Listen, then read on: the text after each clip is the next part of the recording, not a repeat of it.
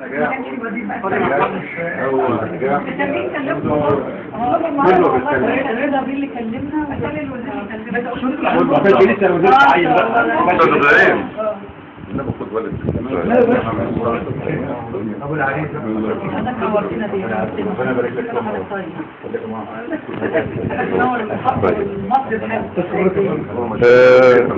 سيادة اللواء عشان نبدأ الحوار بس سيادة اللواء سعيد يا ترى شعورك ايه النهارده وانت في كفر الزيات وفي منزل اسلام وبعد صعودك ل6 ادوار ما شاء الله يعني دي اثبت ان حضرتك رياضي اولا انا طبعا اولاد القوات المسلحه فلازم دايما نوقف، لكن انا اصريت النهارده ان انا اشارك اسلام ووالد اسلام ووالده اسلام الفرحه، واصرينا ان احنا نحضر انا والاستاذه فاطمه صدر وكاله الوزاره والسيد احمد الشناوي رئيس المدينه لبيت اسلام عشان بس يعني اجلالا وتقديرا لاسلام واسره اسلام على هذا النشر الطيب، والحمد لله لقينا برضه امتداد لاسره طيبه، سواء اخوه كان برضه متفوق ودخل كليه هندسه، والاخ اللاحق ليه ان شاء الله يتفوق في الصف الثاني الثانوي ان شاء الله، هنبارك له العام القادم يكون من الترتيب في الاوائل المتقدمين. انا ما بقولش مبروك لوالد اسلام ووالد اسلام، انا بقول مبروك لمصر، لان عظمه مصر في ابناء مصر، عظمه مصر في ابناء مصر، لان المستقبل كله لهؤلاء الابناء المتفوقين اللي هيعملوا الاضافه الحقيقيه للبلد دي. انا بقول لهم كل سنه وهم طيبين، دايما تتفوق، لكن هقول لهم بس ايه قرانيه هتتذكروا قول الله سبحانه وتعالى وفوق كل ذي علم عليم. دايما صدق الله العظيم، دايما اي واحد متفوق ما يوصلش عند مرحله معينه ويقف، ربنا يمد الانسان قدرات لا حدود لها، فدايما تحط الايه القرانيه دي زي اسلام ومهندس ومحمد ان وفوق كل ذي علم عليم، كل ما توصل لعلم تحتاج ان انت محتاج اكثر الى ان يعود هذا العلم النافع بكم لمصر ان شاء الله. تمنياتي لكم بالتوفيق، ودايما نلتقي ان شاء الله من تفوق لتفوق وخير لهذا البلد العظيم. شكرا سيادة اللواء. استاذة فاطمة خضر وكيلة الوزارة، يا ترى نسألك ايه كان شعورك في اللحظة الاولى اللي وصلك خبر ان الاول على الجمهورية من عندك من محافظة الغربية؟ يعني انا هقول لحضرتك ان انا يعني ساعات انا طبعا كنت متوقعه ان شاء الله ان هيبقى في عندنا مراكز متفوقه او مراكز في الاوائل يعني، لكن ساعه ما سمعت اسلام تاكدت ان هو اسلام اللي احنا كنا معاه في اسكندريه وخد الجائزه في شركه انتل، لانه موهوب، يعني كل واحد يشوف اسلام او يتعامل معاه بشهاده اساتذته ومدير المدرسه وكل ومدير الاداره طبعا كلهم واسرته ان هو فعلا متفوق وباذن الله يبقى له شأن عظيم. انا بهني نفسي، يعني بعتبر نفسي امه الثانيه، بهني مامته اظن ساعدتها ما بتتوصفش، وطبعا والده والمحافظه. والحقيقه انا يعني كنت عاوزه اقول ان احنا كنا وعدنا المستشار محافظ اللي كان كرم اسلام في عشان فوزه بالجائزه الثانيه في شركه انتل، وكنا وعدنا ان احنا ان شاء الله في الغربيه نحقق مراكز، والحمد لله رب العالمين. فاحنا برضه بنهديله التفوق ده. وطبعا فكره ان احنا نيجي البيت الحقيقه دي السفير العام سيادة اللواء سعيد اللي اصر ان احنا نيجي البيت، وكنا جايين من اول يوم النتيجه، بس هم كانوا في القاهره فعشان كده هم اول يوم يبقوا موجودين في البيت، فاحنا جينا على طول النهارده. والف مبروك، وعقبال محمد ان شاء الله اخوك ثانيه ثانوي والباش مهندس ان شاء الله كده نبارك لك بالتعيين في الجامعه ان شاء الله. طب يا ترى دور مديريه التربيه والتعليم في رعايه مثل هؤلاء المتفوقين هيكون ان شاء الله بدايه من العام المقبل باذن الله؟ المتفوقين اللي اتخرجوا ولا اللي لا اللي لسه بقى في الطريق، اللي هنأسسهم نعمل لهم مراكز تدريب، نعمل لهم طبعا ان شاء الله. وانت حضرتك عارف ان في اختبار للمتفوقين واحنا بنميزهم في فصول مميزه، واظن ان الاسلام كان في المتفوقين الحمد لله، وده طبعا بيبقى لهم رعايه واهتمام خاص.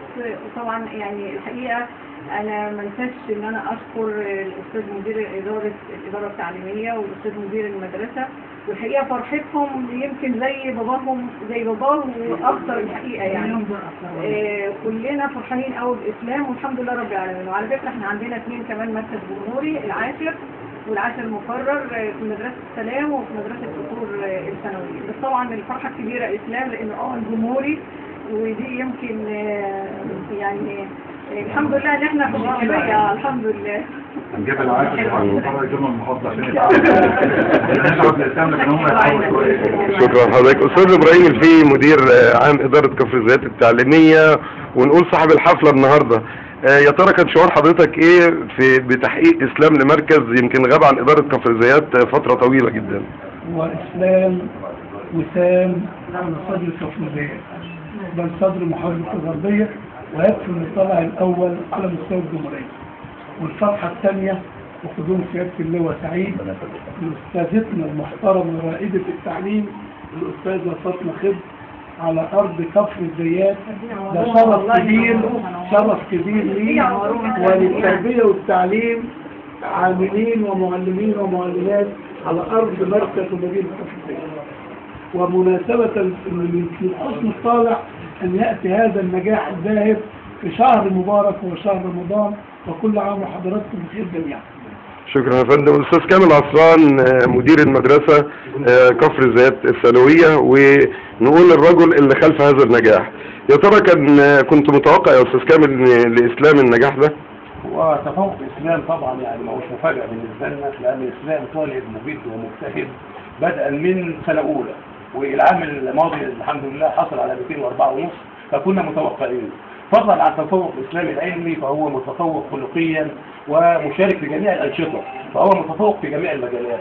فهي ما كانتش مفاجاه، ولكن طبعا هي سعاده غامره، وطبعا بنتقدم بالشكر والتقدير. ونجاح اسلام ثمره مجهود يعني فريق متكامل على راسه الاستاذه الفاضله مدير وكيله الوزاره الاستاذ فاطمه خضر التي شرفنا بها هذا العام، وطبعا يعني مجهودها ظاهر على مستوى المديريه، وكذلك الاستاذ ابراهيم الفقي والاداره التعليميه وجميع العاملين، وطبعا جميع العاملين بالمدرسه.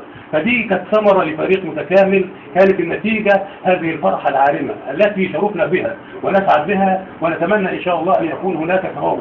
مدرسه كفر الزيات الثانويه العسكريه سابقا اللي هي الثانويه جنين مدرسه عريقه وخرجت كثير من الاجيال، لكن طبعا لاول مره بيكون عندنا اول جمهوريه، فدي سعاده غامره واسلام غريب على هذا التفوق.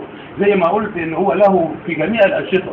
اسلام يعني عمل لنا عمل اعتقد هيكون على مستوى الجمهوريه ما حصلش، عمل موقع للمدرسه بيتم التواصل به لجميع الطلبه زي موقع الوزاره بالظبط، كل طالب له كود بيتم التواصل مع اولياء الامور، ودي كانت طبعا يعني تفوق اسلام، يعني ثمره تفوق الاخرين. يعني احنا ان شاء الله عندنا فريق برضه قادم ان شاء الله على نفس نمط اسلام، فنتمنى ان شاء الله لهم التوفيق، ونشكر جميع العاملين في ذلك. وطبعا سعداء جدا بقياده اللي هو معانا النهارده والاستاذه فاطمه والاستاذ ابراهيم. بمناسبه الكلمه دي الاستاذ كامل كانت طلب نقل، طلب النقل مرفوض عشان نطلع من البنات ده. ابو اسلام ان شاء الله يتم تكريم السيد كامل مدير المدرسه والاستاذ ابراهيم مدير الاداره والاستاذه فاطمه وكيله الوزاره، هنكرمهم في شخص اسلام من اسلام ان شاء الله يتم تكريمهم في المحافظه بهذه المناسبه والتفوق العلمي لمدرسه كفر. نسمع طيب والد اسلام ابو اسلام، يا ترى النهارده عايز تقول ايه؟ النهارده بنشكر التربيه والتعليم، بنشكر وزاره التربيه والتعليم، وبنشكر المحافظه ومجلس المدينه وكل الضيوف اللي حضروا ومشرفهم، وكل واحد غني عن التعريف. كل واحد موجود هنا في بيته وغني عن التعريف. بالنسبه للتربيه والتعليم الجهود والمدرسه والاستاذ كامل والاستاذ المستشار والاستاذ ومدير الاداره كلهم بذلوا مجهود كبير، وعلى راسنا من فوق لان ده ابنهم وابن مصر. ابنهم قبل ما يكون ابنه وابن مصر. طيب يا ترى حضرتك ايه اللي انت وفرته الاسلام عشان يحقق المركز المتفوق المتقدم ده؟ اللي وفرته الاسلام الثمره الصالح، هو صالح، ثمره صالح، البذره صالحه، والاستاذ كامل عنده ما يكفي، لان الاسلام جده عمده الكفرنجاني مركز كم حماده الخيره 60 سنه، مده 60 عام. على فكره نفس العيله جده كان في 73 شهر في حرب 73، فالثمره صالحه ونسل من السلسال من الاب حتى الجيل. ربنا يبارك لك فيه، ربنا يبارك لك فيه. طيب استاذه فاتن، يا ترى عايزه تقولي لمين النهارده شكرا؟ لا والله ما هو حبيبي ده تقديره ده هو عارف انا بحبه ازاي، لان هو انسان مجتهد يعني من غير ما حد بيقول له هو عارف اللي عليه، ومش عارف اللي عليه بس لبيته او لشخصه، عارف اللي عليه كل الناس اللي حواليه. وساعات انا بصراحه المثاليه الزايده فيه بتزعلني، لان احنا في مجتمع لازم ننزل المجتمع اللي احنا فيه، لكن هو دايما احس بيه يأنبني يعنفني، بس انا بخاف عليه لدرجه ان احنا واحنا في القاهره في وسط الولاد اللي هم الاوائل وكده، ولاقي طباع غير الطباع، وقلت له حبيبي اندمج هسافر بره ازاي واسيبك وامن عليك، يعني المثاليه ازاي ده اللي عنده ديت بتقول اللي احنا فيه. فانا كنت دايما اقول يا رب اديلك على قد نيتك يا رب، يا رب اديلك على قد نيتك. انما بالنسبه بصراحه انا حتى في مذيعه بتسجل معانا استغربت وقالت يعني عايزه اعرف تشتغل في وزاره التربيه والتعليم ولا ايه، من كتر ما شغلت دي، بس دي حقيقه هم الناس قوي مجهود، ممكن يكون ورا المتفوق واحد كويس ويلاقي واحد يحبطه، لكن بصراحه هم كانوا بيتصوروا قدام، وكنت احس منهم كلهم انهم كل حاجه كويسه، والحس ابص الاقي اللي بيديله مرجع يقرا فيه، وكنت ساعتها اقول له ده يضيع وقتك ليه تعمل كده، انما هو كنت بحس ان هو دي حاجه بيحبها، وهم كانوا بيناموا في الحاجه دي. وبصراحه انا بشكر يعني حتى استاذ وكيل الوزاره هو كان واخد مكتبه اسكندريه وشفت جايزه، انا لقيتها بتسقف وحسيت انها بتحضنه وتبص حاسس انها امه، حتى بقول له هو يسال لي ماما ازاي، انا اتحركت ورجعت ورا، قلت له يا حبيبي ازاي ماما، بس انا عدت الفيديو ده 100 مره عشان ابص عليها وفرحتها، يعني حاسه عليها لان عينيها بنص من الفرح. طيب انا هسأل حضرتك سؤال يمكن بيدور في ذهن كل الامهات اللي بتشوفنا دلوقتي، ايه اللي انت وفرتيه الاسلام عشان هم يقلدوكي عشان ولادهم يبقوا متفوقين زي اسلام ان شاء الله؟ والله هو كان ليه عامل كبير، يعني انا ما كنتش بعاني قوي في ان انا اقول له ذاكر، ليه بقى؟ لان هو ما كانش بيضيع وقت في حاجه ما تفيدهوش، يعني مثلا هو قبل الامتحانات قال لي ماما، قلت له ايه؟ قال لي ماما لما تلاقيني قاعد على الكمبيوتر ما تزعلنيش عشان ما ازعلش في الامتحانات. قلت له يا حاج بتضيع وقت، يعني بيهددك يعني ولا ايه؟ بيقول لي طب ما انا كنت بعد الثالثه ما كنتش بتعرف، قلت له وقتك يا حبيبي خليني. قال لي يا ماما انا عارف ممكن واحد بيقعد فتره يذاكر لكن ما بيحصلش. وبعدين هقول لحضرتك موقف، يعني هو ابني من البدايه من سنه اولى ابتدائي، وهو يعني من غير ما حد بيقول له عارف اللي عليه، انا في سنه اولى ابتدائي لقيته قاعد لحد بالليل في كتاب بيكتب وادي، لقيته جاب اخر الكتاب، كان معاه كتاب سلاح التلميذ تحديدا وجاب اخر الكتاب. يا حبيبي بتعمل ايه؟ قال لي بعمل الواجب يا ماما. قلت له يا ابني انت بتعمل الكتاب كله في اول يوم في المدرسه؟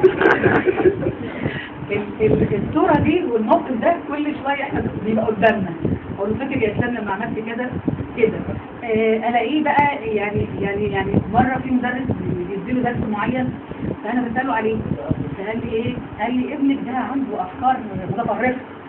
قلت له متطرفه من قبل الثوره يعني ايه؟ انا فكرت في حاجه، قال لي بيسالني اسئله كبيره بيجيب لي مسائل كبيره، افق واسع. ايوه بيجيب لي مسائل كبيره. طب يا استاذ فلان طب وبتعمل معاه ايه؟ انا بضطر بسيب بقى الاولاد في الوقت بتاعهم واخليه بقى بعد الدرس، اقول له تعالى يا اسلام انت عايز ايه؟ عشان ما نضيعش حاجه واديله اللي هو عايزه، فهو منه لنفسه بيبقى عارف اللي عايزه.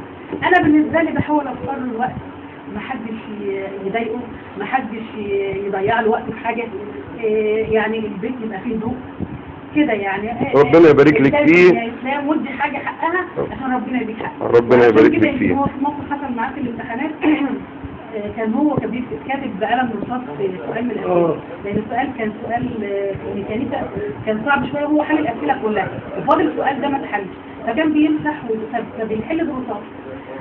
فانا كان في بعض المراقبين بيبقوا جنبيه طبعا شايفين ورقه بسم الله ما شاء الله لسه، ففي اللي هو الكويس انزل الاقيه بعد اللجنه نزل تحت يشكر فيه ويدعي له ويثني عليه، والثاني اللي هو كده الاقيه واقف برجله في الامتحان وحاول انه ياخره وكده، لدرجه ان هو اتعمل له محضر انه كاتب بالقلم رصاص، وهم قالوا لي اكتب بالقلم الجاف، فقال لي يا ماما ده حق، ليه هم يضيعوا حقي؟ انا بكتب ده عشان ده وبعمل كده ومش قصدي ان انا اعملها عشان السؤال صعب وعشان ما تبقاش الورقه فيها شد او بالقطعه، وده حق ليا انا اعمل كده. الاخر انا قلت له انا هكتب وفي الاخر اعمل خد حقك عايز تكتب كذا، فحتى يعني ايه هو رئيس لجنه كان راجل محترم وفهمني قال لي ان ممكن حد يمسح له السؤال بعد ان هو يكتبه، فانا قلت له طب ممكن واحد يمسح له السؤال ويروح كاتبه تاني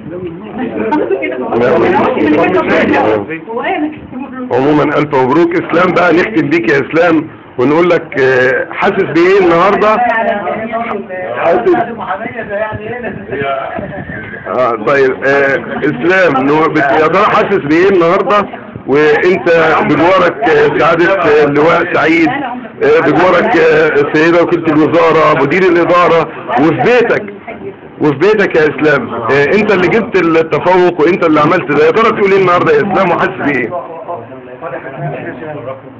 الحاجات دي افضل حتى كده برضه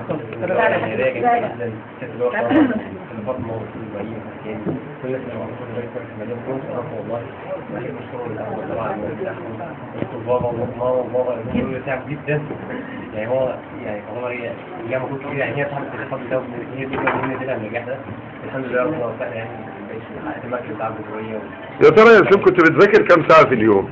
هو مش العدد الساعات، يعني هو هي اهم حاجه الكيفيه او تحضر، يعني تاخد الحاجه تعمل عليها، تعمل واجب كده. عدد الساعات يعني يكون مثلا متوسط ساعتين او 4 حسب مثلا المذاكره، يوم في مثلا اكثر من اقل، يعني كل يوم واحد مثلا في اكثر ازيد شويه. طب هل المذاكره منعتك عن ممارسه النشاط في المدرسه؟ لا خالص، هو يعني زي ما كنت كامل ايه بالظبط، يعني مثلا رحت في اسكندريه السنه دي وحاجه اسمها زياده البرمجه، وبرضه في المدرسه دي اكتيفيتي في الموقع واتحاد الطلبه، يعني حاجات كتيره جدا وعلى الانترنت كذا حاجه. يعني هو دلوقتي مالوش دعوه تقف على النشاط او تكون عندك علاقه قرار او لعب رياضه. طيب لو طلبه الثانويه العامه سالوك وقالوك انصحنا يا اسلام ازاي نبقى متفوقين زيك، هتقول لهم ايه؟ هو طلبه الثانويه العامه او غيره ان هو يعمل اللي عليه وينظم وقته ويحافظ على يهتم بالأنشطة الرياضية والأنشطة العلمية، طبعا هو الابتدائي لحد الثانوي لحد الجامعة لحد طيب سيادة اللواء أحمد الشناوي رئيس مجلس مدينة مركز ومدينة كفر الزيات، شعورك ايه النهارده وانت الطالب المتفوق اللي حصل على المركز الاول حديث الصحف والاذاعات والقنوات من اداره كفر الزيات التعليميه التابعه لرعايه حضرتك؟ اسعد واحد الحقيقه، انا اسعد واحد فعلا بكل اسلام ان احنا مدينه كفر الزيات، ان انا بتشرف ان انا كنت رئيس مجلس مدينه كفر الزيات. المجهود الرائع اللي عمله اسلام ما ننساش فضل والدته وفضل والده ومجهود الاستاذ ابراهيم وزير الاداره التعليميه والاستاذ كمال حسام، لان فعلا وضعوا لمساتهم مع الاسلام. فمن قلبي انا بهني الاسلام وبقول له مبروك، وببتدي اهني الاستاذ محمد واستناه السنه الجايه ان شاء الله. واحنا بنرحب بالسعيد بيه وفضل بيه. احنا لازم نتعلم فطار وغدا وعشاء ان شاء الله. احنا بنرحب بكم متشكرين جدا، والحاجه فاطمه فعلا بصماتها بانت خلال المده الاخرانيه، فاحنا بنشكرها على المجهود الرائع. متشكرين.